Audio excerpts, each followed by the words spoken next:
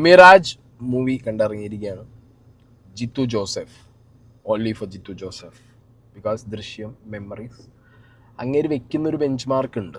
Okay, high expectation ആണെന്ന് ചോദിച്ചാൽ മിറാജിന് high എക്സ്പെക്റ്റേഷനാണ്. പേര് പോലെ ഒരു ഒപ്റ്റിക്കൽ ഇല്യൂഷനായിട്ട് തന്നെ നമുക്ക് കിട്ടുമെന്നൊക്കെ ഞാനൊന്ന് പ്രതീക്ഷിച്ചിട്ടുണ്ടായിരുന്നു. But for me this is an average experience, അത്രേ എനിക്ക് പറയാനുള്ളൂ. ഒന്നാമത് ഇതിൻ്റെ സ്റ്റോറി, നറേഷൻ, ഇതിൻ്റെ പ്ലോട്ട്, ഇതിൻ്റെ ഒരു പാറ്റേണൊക്കെ എനിക്കത് ഭയങ്കര സ്ലോ പേസിൽ തുടങ്ങി, പിന്നെ ഭയങ്കര സ്പീഡിൽ കൊണ്ടുപോയി എൻ്റെ അയച്ചതിനോട് എനിക്ക് അത്ര അങ്ങോട്ട് യോജിക്കാൻ പറ്റിയില്ല. Okay, but why I am telling average, ഇതിനകത്ത് കുറേ twist turn as usual Jeethu Joseph elements എല്ലാം ഇതിനകത്ത് കിടക്കുന്നുണ്ട്.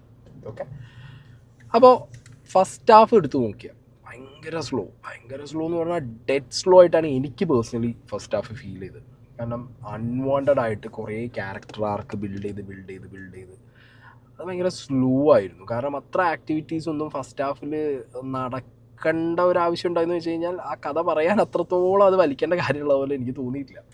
അല്ലെങ്കിൽ കുറച്ചും കൂടി ഡെപ്തിൽ അപർണ ബാലമുരളി ചെയ്ത ക്യാരക്ടറിന് കുറച്ചും കൂടി ഒരു, ഇപ്പോൾ അതിനൊരു വേറെ സൈഡ് ഉണ്ട് അപർണ ബാലമുരളിയുടെ ക്യാരക്ടറിന്, ആ ഒരു ആർക്ക് ഫസ്റ്റ് ഹാഫിൽ വേണമെങ്കിൽ എക്സ്പ്ലോർ ചെയ്തിടാമായിരുന്നു.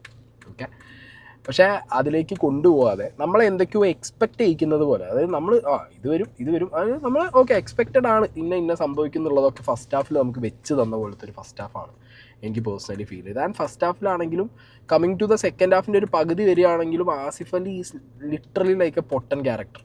ഓക്കെ, അത് ആ പൊട്ടൻ ക്യാരക്ടറിനെ പിടിക്കുക എന്നുള്ളത് നമുക്ക് പെട്ടെന്ന് മനസ്സിലാക്കി തരുന്ന പോലത്തെ ഒരു കളിയാണ് ആസിഫ് അലീൻ്റെ ക്യാരക്ടറിനെ കൊണ്ട് കളിപ്പിച്ചിട്ടുണ്ടായിരുന്നത്. നമുക്ക് എവിടെയും അത് നമുക്ക് ഒരു മണ്ടൻ അങ്ങനെ ഫീലിംഗ് ഇല്ല. എന്താ പൊട്ടനായിരിക്കണേ അങ്ങനെ ഒരു തോന്നല്, ഇങ്ങനെ പൊട്ടത്തരം, ഇങ്ങനെ ഒരു പൊട്ടനാണോ ഇത് തോന്നിപ്പിക്കുക നമ്മളെ കൊണ്ട്, മനസ്സിലായോ? അതിനു വേണ്ടി കുറച്ചൊരു ഓവർ സാധനം ആസിഫ് അലിയെ കൊണ്ട് ചെയ്യിപ്പിച്ച പോലത്തെ ഒരു ഫീലിംഗ് എനിക്കുണ്ടായി. പിന്നെ ഹന്ന റെജി കോശിയുടെ ക്യാരക്ടർ ആണെങ്കിലും ഫസ്റ്റ് ഹാഫിൽ ഭയങ്കര നമുക്ക് കാണുമ്പോൾ സസ്പീഷ്യസ് ആയിട്ട്, ഇവളെന്താ ഇങ്ങനെ, ഇവർ ഫ്രണ്ട്സാണ്, അപർണ ബാലമുരളീൻ്റെയും ഹന്ന റെജി കോശിൻ്റെയും ക്യാരക്ടേഴ്സ് ഫ്രണ്ട്സാണ്. പക്ഷെ ഒരു ഫ്രണ്ട്ഷിപ്പ് സാധനത്തിലുപരി ഒരു സംശയത്തിൻ്റെ എലമെൻറ്റ് പോയിട്ടുള്ള ഒരു ഫസ്റ്റ് ഹാഫ് ആയിരുന്നു ഇവരുടെ രണ്ടാളുടെ ഇടയിലും. പിന്നെ ഈ ട്രയോൻ്റെ ഇടയിലുള്ള കുറേ എന്താ പറയുക സീൻസ് ആൻഡ് സസ്പെൻസുകളായിരുന്നു ഫസ്റ്റ് ഹാഫിൽ മൊത്തം ഉണ്ടായിരുന്നത്. അത് ആക്ച്വലി ഞാൻ പറഞ്ഞ പോലെ ഭയങ്കര സ്ലോ പേസിലായതുകൊണ്ട് എനിക്കത് അത്ര ഫസ്റ്റ് ഹാഫ് കഴിഞ്ഞപ്പോൾ തന്നെ ഞാൻ പ്രവീണോട് പറഞ്ഞത് എന്തുവാണ് ഇത് ഭയങ്കര പതുക്കെയാണല്ലോ പോണേ എയ്റ്റ് എന്നുള്ളത്. ഓക്കെ, അപ്പോൾ എന്താണെങ്കിൽ ആസിഫ് അലി അയാളുടെ ക്യാരക്ടർ എന്താണോ ഡിമാൻഡ് ചെയ്തത് അത് അയാൾ എപ്പോഴും ഓടിപ്പിച്ച് ചെയ്തിരുന്നു ഈ അടുത്ത കാലത്തൊക്കെ.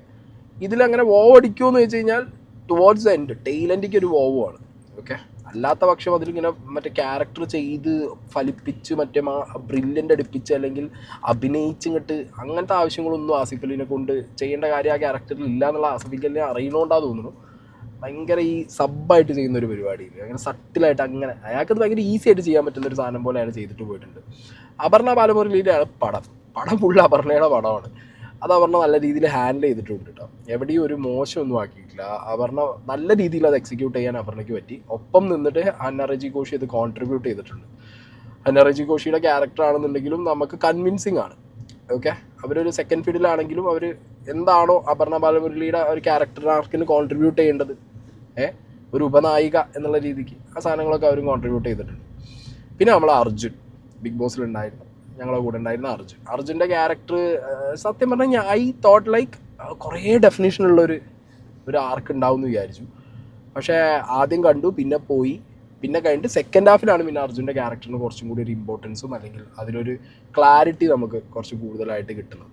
ഓക്കെ, അർജുൻ്റെ ക്യാരക്ടർ ഈ ഡിഡ് എ ഡീസൻറ്റ് ജോബ് എന്ന് ഞാൻ പറയുക. കാരണം ഫസ്റ്റ് ടൈമാണ് അർജുൻ, സോ അതിൻ്റേതായിട്ടുള്ള പോരായ്മകളൊക്കെ അർജുൻ്റെ ക്യാരക്ടറിൽ കാണാനുണ്ട്. ഹെവി ട്രോള് കിട്ടാനുള്ള ചാൻസും ഞാൻ വളരെ അധികം കാണുന്നുണ്ട്. ഭീകരമായ ട്രോള് ചിലപ്പോൾ വരാനുള്ള ചാൻസ് ഉണ്ട്. മേ ബി ഗുണ്ടകളാണെന്നുള്ള ഐറ്റത്തിനെ വരെ ആയിട്ട് ഇത് കമ്പയർ ചെയ്യാനുള്ള ചാൻസ് ഞാൻ കാണുന്നുണ്ട്. ബട്ട് കൺസിഡറിങ് ഒരു എന്താ പറയുക ഫസ്റ്റ് ആയിട്ടൊരു സിനിമയിൽ ഒരു എന്താ പറയുക ഡബ്യൂ ചെയ്യുന്നത് ഉള്ളത് കൊണ്ട് അവൻ നല്ല രീതിയിൽ ആ സാധനങ്ങൾ ഹാൻഡിൽ ചെയ്യാൻ അവനെ കൊണ്ട് പറ്റി. കാരണം സെക്കൻഡ് ഹാഫിലൊക്കെ കുറേ അങ്ങോട്ട് ചെയ്യാനുണ്ട്, അവന് കുറേ സാധനങ്ങൾ ചെയ്യാനുണ്ട്.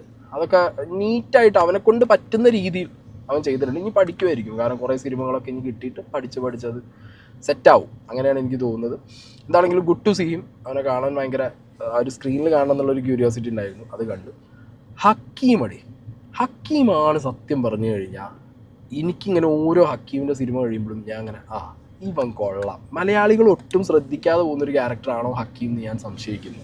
കാരണം എന്താ പറയുക, ഹക്കീം ഓരോ പടങ്ങൾ ഹക്കീമിൻ്റെ കഴിയുമ്പോഴും ഹക്കീം ഇമ്പ്രൂവ് ആവുക in the sense as an actor അയാൾക്ക് ലീഡ് ക്യാരക്ടർ ചെയ്യാൻ പറ്റും.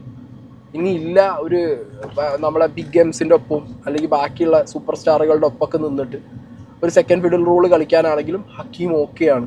ഇനിയിപ്പോൾ ഒരു കഥ എൻറ്റയർ കഥ അങ്ങനെ ഒരു ക്യാരക്ടർ കൊണ്ടുപോകാൻ നോക്കിയാലും ഹക്കീം ഒരു സ്പേസ് ഉണ്ടാക്കുന്നുണ്ട് മലയാള സിനിമയിൽ. അത് വ്യക്തമായിട്ട് ഈ പടത്തിലും നമുക്ക് മനസ്സിലാക്കാൻ പറ്റും. കാരണം ഹക്കീമിൻ്റെ ക്യാരക്ടറിനും നല്ല ഇമ്പോർട്ടൻസ് ഉള്ള ഒരു ക്യാരക്ടറാണ്. ആ ക്യാരക്ടർ ചുറ്റിപ്പറ്റിയിട്ട് ഇപ്പോൾ ആ രണ്ട് ക്യാരക്ടറാണ്, അപർണ ആൻഡ് ഹക്കീമിനെ ചുറ്റിപ്പറ്റിയാണ് കഥ മൊത്തം പോയിക്കൊണ്ടിരിക്കുന്നത്. ഓക്കെ, അപ്പോൾ ഹക്കീമിൻ്റെ ക്യാരക്ടറും ഒരു ഈ പറഞ്ഞ ഒരു തമിഴൻ്റെ കമ്പനിയിൽ ജോലി എടുക്കുകയാണ്. അപർണ ബാലമുരളി ഹക്കീമും തമ്മിൽ പ്രണയത്തിലാവുന്നു. പിന്നീട് നടക്കുന്ന ഇതിനൊരു ക്രൈം ത്രില്ലർ അല്ലെങ്കിൽ ഇൻവെസ്റ്റിഗേഷൻ ത്രില്ലർ എന്നൊന്നും പറയുന്ന മൂടിക്കല്ല ഇത് പോകുന്നത്. It's just A thriller. പക്ഷെ അത് എഡ്ജ് ഓഫ് ദ സീറ്റോ അല്ലെങ്കിൽ വാവ് പഠിപ്പിക്കുമെന്ന് ചോദിച്ചു കഴിഞ്ഞാൽ ഇല്ല. ദൃശ്യമോ മെമ്മറീസോ ഒന്നും അല്ല ഇത്. അങ്ങനത്തെ ആ ലെവലൊന്നും ഈ സാധനം ഇല്ല. ഓക്കെ, പിന്നെ സെക്കൻഡ് ഹാഫിൽ ഞാൻ പറഞ്ഞല്ലോ ട്വിസ്റ്റ് ആൻഡ് ടേൺസ് ഉണ്ട്. ചിലതൊക്കെ നമുക്ക് പ്രെഡിക്റ്റ് ചെയ്യാൻ പറ്റുന്ന ഐറ്റം ആണെങ്കിൽ പോലും ചിലതൊക്കെ നമുക്ക് ഓക്കെ അങ്ങനെ തോന്നി. പക്ഷെ അതിനൊന്നും ഒരു ഡെപ്ത് ഉണ്ടായിരുന്നില്ല. അത് നിങ്ങൾക്ക് പടം കാണുമ്പോൾ അത് കിട്ടുമെന്ന് എനിക്ക് തോന്നുന്നു. ഇനി ഇല്ല, അതെനിക്ക് അങ്ങനെയാണ് ഹിറ്റായത്. ബിക്കോസ് എനിക്ക് ആ സെക്കൻഡ് ഹാഫിൽ നടന്ന ആക്ടിവിറ്റീസൊക്കെ പടം തീർക്കാൻ വേണ്ടി ഒരു സ്ഥിരം ജിത്തു ജോസഫിന് ഒരു നറേഷൻ ഉണ്ട് സെക്കൻഡ് ഹാഫിൽ. ആ നറേഷൻ്റെ എവിടെയോ ഒരു സംഗതി ഉണ്ട്. അതായത് ജിത്തു ജോസഫ് പടമാണ് എന്നുള്ള എലമെൻറ്റ്സ് ഉണ്ട്. പക്ഷെ അതിൻ്റെ നറേഷനിൽ കുറേ ഈ പറഞ്ഞ പോലെ ഡെപ്ത് ഇല്ലാത്തൊരു ഫീൽ സെക്കൻഡ് ഹാഫിൽ എനിക്ക് കിട്ടിയിട്ടുണ്ട്. ഓക്കെ, അങ്ങനെ പടം ഇങ്ങനെ പോകുന്നു. പിന്നെ ഒരു പോലീസ് ഓഫീസർ ക്യാരക്ടർ ഉണ്ട്, സമ്പത്താണ് ചെയ്തു പോകുന്നത്. അത് നന്നായിട്ട് അങ്ങനെ ഒരു ആസ് യൂഷ്വൽ ഒരു പോലീസിൻ്റെ ഇൻ്റർഫറൻസ് ഒന്നുമല്ല ഇതിനകത്തൊരു എന്താ പറയുക ഗുഡ് കോപ്പ് ബാഡ് കോപ്പ് മാതിരി നിന്നിട്ട് പിന്നെ ഒരു ഗുഡ് കോപ്പ് കളിച്ച് പിന്നെ അത് ബാഡ് കോപ്പ് ആണോ തോന്നിക്കുന്ന രീതിയിലുള്ള ഒരു റോളാണത് ചെയ്തിട്ട് പോയിട്ടുണ്ടായിരുന്നത്. That was okay. പിന്നെ ഇതിൽ മറ്റേ അരോചകമായിട്ട് എനിക്ക് തോന്നിയത് തോക്കും പിടിച്ച് നടക്കുന്ന ഒരു ഗുണ്ടയാണ്. ചെങ്ങായി ഇത് എപ്പോൾ വെടിവെക്കും എന്താണ് പേരടാ എന്തോ ഒരു പേരുണ്ട് ആ ഗുണ്ടയ്ക്ക് ഇതിനകത്ത്, സൽമാനോ നാസറോ അങ്ങനെ എന്തോ ഒരു പേരുണ്ട് ചെങ്ങായിക്ക് ഇതിനകത്ത്. ചെങ്ങായി ഒരു ആവശ്യമില്ല, അത് അങ്ങോട്ടും ഇങ്ങോട്ടും നടന്ന് ലാസ്റ്റ് ഒറ്റ വെടിയേ വെച്ചുള്ളൂ അല്ലേ. ആ ഷാർപ്പ് ഷൂട്ടറാണോ, ഒറ്റ വെടിയേ വെച്ചുള്ളൂ. ചെങ്ങായി ആകപ്പാടെ കൂടിയിട്ട് അതൊരു അങ്ങനത്തെ ഒരു വില്ലൻ ക്യാരക്ടർ കൊണ്ടുവരും അല്ലേ. കുറച്ചും കൂടി ഒരു സാധനം കൊടുക്കായിരുന്നു. ഈ ഒരു സുഖമില്ലാത്തൊരു തമിഴ് ക്യാരക്ടറാണത്. പക്ഷെ എന്നാലും ഇതൊരു അത്ര കൺവിൻസിങ് ആയില്ല. ഒരുമാതിരി ഊച്ചാളി കൊണ്ടുപോയിപ്പോയി. ഒരുമാതിരി ഫോർച്യൂണറിൽ വരുന്നു, തോക്കെടുക്കണു, പിന്നെ സൈലൻസർ വെക്കണു, വെടിവെക്കില്ല, തോക്കെടുക്കണു, സൈലൻസർ വെക്കണു, വെടിവെക്കില്ല. പിന്നെ വെച്ച 2 വെടിയടാ, അതിൽ ഒരു വെടി വേറൊരു ഗുണ്ടയ്ക്കും, പിന്നെ ഒരു വെടി ഞാൻ പറയണില്ല. അങ്ങനത്തെ ഒരു ക്യാരക്ടറായി പോയാണ്. പിന്നെ എന്താ പറയുക, കുറേ ലിങ്ക്സ് മിസ്സിങ് ഉള്ള പോലെ. അതായത് ഞാൻ പറഞ്ഞില്ല, ജിത്തു ജോസഫ് മൂവിക്ക് ഒരു ഡീറ്റെയിലിംഗ് ഉണ്ട്. ഇതിനകത്ത് പടം കഴിഞ്ഞിങ്ങനെ ആലോചിക്കുമ്പോൾ എങ്ക ഇരുന്നടാ ഇത് തുടങ്ങി, ഇത് എങ്കടാ പോച്ച് എന്നുള്ളൊരു ഫീലിംഗാണ്.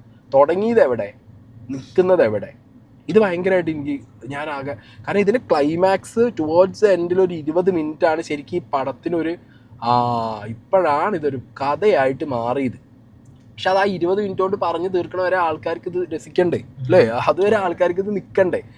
എനിക്ക് നമ്മൾ ജിത്തു ജോസഫ് മൂവി ഒരു ത്രില്ലർ സാധനം കാണാൻ പോകുമ്പോൾ നമുക്ക് പടത്തിന് ലാസ്റ്റ് 20 മിനിറ്റ് ഇത് കിട്ടിയാൽ പോരല്ലോ, മനസ്സിലായില്ല. പക്ഷെ ആ 20 മിനിറ്റ് വാസ് ഡീസൻറ്റ്, അത്രേ പറയാനുള്ളൂ. സോ ഇതാണ് പടത്തിനെ കുറിച്ചുള്ള എൻ്റെ അഭിപ്രായം. എനിക്കൊരു 1 time average decent watch. Okay, അതും ഓൺലി ബിക്കോസ് ഈ പടത്തിൻ്റെ ലാസ്റ്റ് ഒരു 10-20 മിനിറ്റ് ആ ഒരു അരമണിക്കൂർ നടന്ന ഹാപ്പനിങ്സ് കാരണം മാത്രമാണ് എനിക്കത് തോന്നിയത്. അല്ലാത്ത പക്ഷം പടം ഫസ്റ്റ് ഹാഫൊക്കെ റബ്ബർ ബാൻഡായിരുന്നു, വലിഞ്ഞ് പോയിരുന്നു. അപ്പോൾ ഓക്കെ ഗൈസ്, ഇനി അടുത്തൊരു പടത്തിൻ്റെ കയറി കണ്ടിട്ടല്ലേ റിവ്യൂ ഇടാൻ പറ്റി. പടം ഇല്ലല്ലോ, വലിയ പടങ്ങളൊന്നും ഇല്ല. ഇനി വേറെ എന്തെങ്കിലുമൊക്കെ ഉണ്ടോ നോക്കട്ടെ. Okay, by.